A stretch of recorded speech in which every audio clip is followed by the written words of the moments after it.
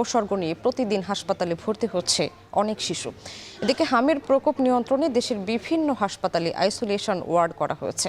বিস্তারিত জানাতে রাজধানীর মহাখালী ডিএনসিসি কোভিড ডেডিকেটেড হাসপাতাল থেকে যুক্ত হচ্ছেন শাহরিয়ার জামান পুলক। রাজধানীতে হাম সংক্রমণের চিত্র কতটা উদ্বেগজনক, আর হাসপাতালে চিকিৎসা সেবা যথাযথ দেয়া হচ্ছে কিনা? স্বামী, আপনি যে প্রশ্নটি করছিলেন সেটি আসলে উত্তরটি হচ্ছে অনেকটা বলা চলে যে ভয়ানক দিকে আসলে আগাচ্ছে এই হামের যে প্রকোপটি।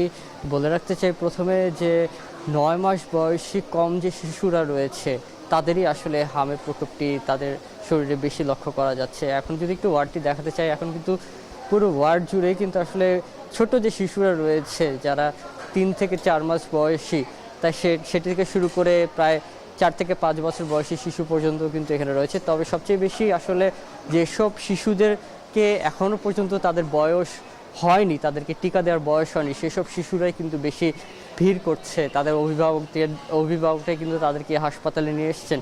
এবং একটু জানিয়ে রাখতে চাই সাথে যে এই হাসপাতালে যারা এসেছেন তারা কিন্তু বেশিরভাগ রোগী কিন্তু এসেছে ঢাকার বাইরে থেকে, অনেকে সুদূর বরিশাল, ভোলা এবং বিভিন্ন জেলা থেকে কিন্তু এসেছেন তারা। এবং যারা ডাক্তাররা রয়েছেন, আমি তাদের সাথে কিছুক্ষণ আগে কিন্তু কথা বলেছি, এখানে তারা বলছেন যে হটস্পটগুলো আসলে তারা চিহ্নিত করতে পেরেছেন সেগুলো আসলে একটু কিছুটা বস্তি এলাকাগুলো যেগুলো রয়েছে যেগুলো আসলে একটু ঘনবসতিপূর্ণ এলাকা, সেসব এলাকা থেকে আসলে বেশি পাওয়া যাচ্ছে এসব রোগী। কারণ হাম আসলে আমরা যতটুকু জানি যে হাম একটি ছোঁয়াচে রোগ, এবং এই হামের যে ভাইরাসটি এটি আসলে সংস্পর্শে আসার পর 2 ঘন্টা পর্যন্ত থাকে। সুতরাং 2 ঘন্টার মধ্যে যদি অন্য কোনো কারোর সংস্পর্শে চলে যায় তাহলে কিন্তু আরও অনেক 10 থেকে 12 জন একসাথে 10 থেকে 12 জন কিন্তু স্বাভাবিক মানুষকে কিন্তু এই ভাইরাসটি আক্রমণ করতে পারে।